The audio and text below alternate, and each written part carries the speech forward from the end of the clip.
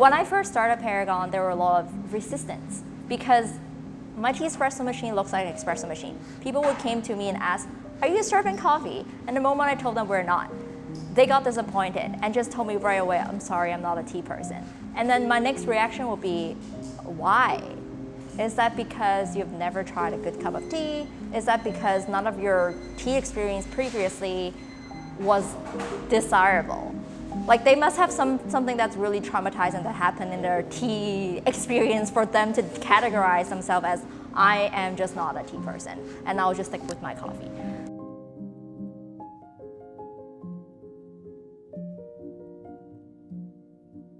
Hey guys, my name is Michelle. I'm the co-founder of Paragon Tea Room. A lot of us drank tea with your grandpa during dim sum. That's kind of how we first got introduced to tea unknowingly. When I grew like a little older, coffee had become the more dominating thing in the market. And when we hang out with friends, coworker, we always talk about let's hang out for coffee, let's have a coffee break. But there's always a side of me that have that urge of, I actually want a tea latte all the time. When people, like not that I don't like coffee at all, it's just that the options for tea, it's very limited out there. Okay, so what are we making today? The most popular drink at Paragon, which is Hojicha Oat Misto. So I first start with measuring a lot of tea, about 6 to 8 tea bags quantity of tea first. And we do, some people find it crazy, we do measure our tea or every cup of tea that we make with a scale. And it has to be exact to the 0.05 grams. And that's because we're using a tea espresso machine. It's highly pressurized, so if you put too much or too little, it really can taste the difference.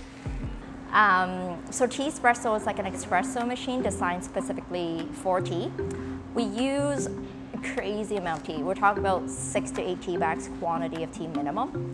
And we put it through the tea espresso machine and extract a really concentrated tea shot out of it.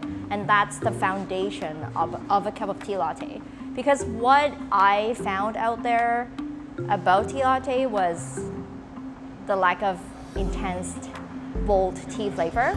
So when people try tea latte in comparison to an actual coffee latte with an espresso shot in it, the intensity, the flavor profile, it's very different. So we're trying to learn from the coffee culture and utilizing some technology to replicate that bold shot of tea into a tea latte.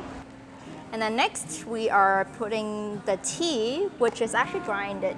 It's not loose leaf, but it was loose leaf in the morning. We grind the loose leaf tea into pieces, kind of like from coffee beans to coffee grind. Same idea.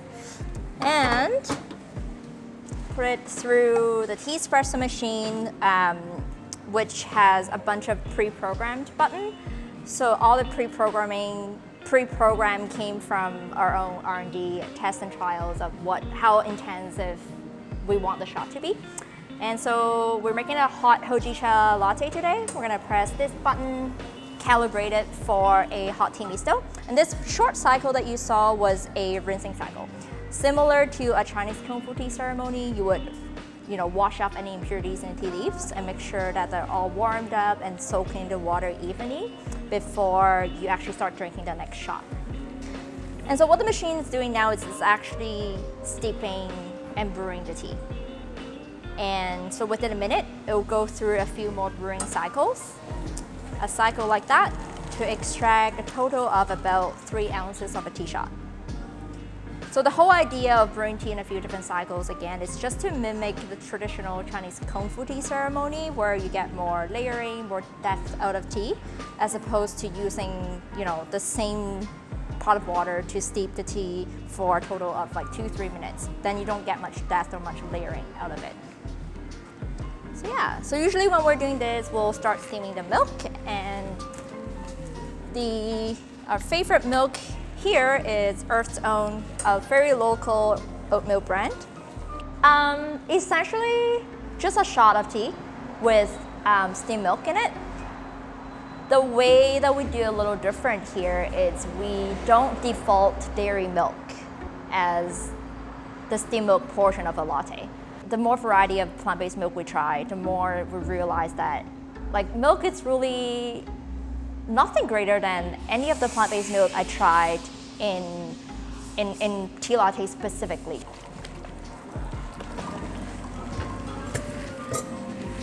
And that's what your tea shot look like. Sometimes you'll get a layer of crema, depending on what tea you're getting. Certain tea has more crema, like Hojicha would actually have more crema, and then other tea will have less. I think tea in general has a lot of personality, based on your mood, based on what you're craving for. Like a spicy chai versus a jasmine green tea are two different animals, but they're both tea.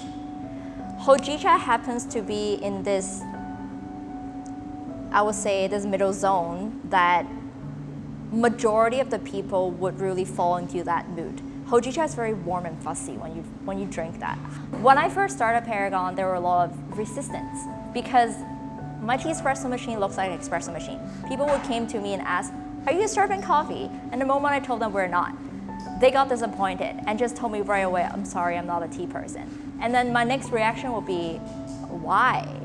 Is that because you've never tried a good cup of tea? Is that because none of your tea experience previously was desirable? Like they must have something that's really traumatizing that happened in their tea experience for them to categorize themselves as, I am just not a tea person and I'll just stick with my coffee.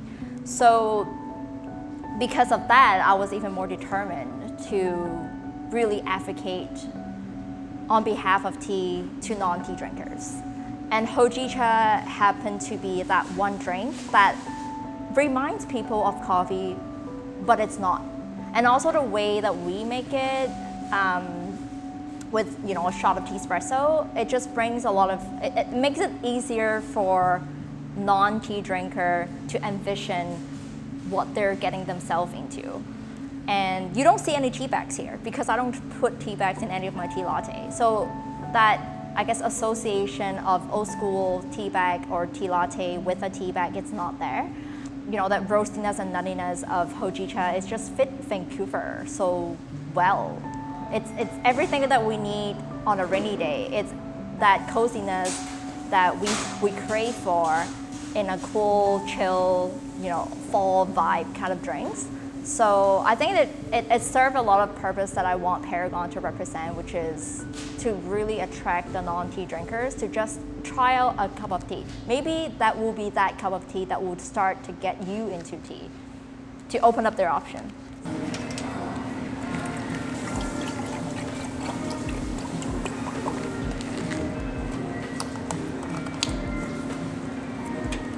Then we'll steam the oat milk.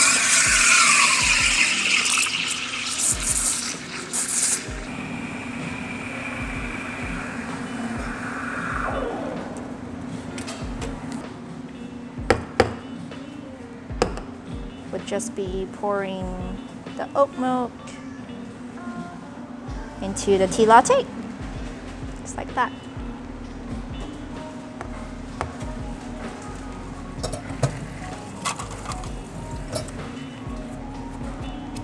There you go, Jason. Thank you. That's a good question. All I know, it's at least 70% of my daily transactions, it's Hojicha or Hojicha related. It would be Hojicha Oat Misto, it could be Hojicha Oat Bubble Tea, it could be Hojicha Mochi Waffle. Everything that evolves around Hojicha became the thing, and which is perfect. But to be very honest with you, I don't want to just stop there and just keep harnessing the potential of Hojicha. I think we should move on.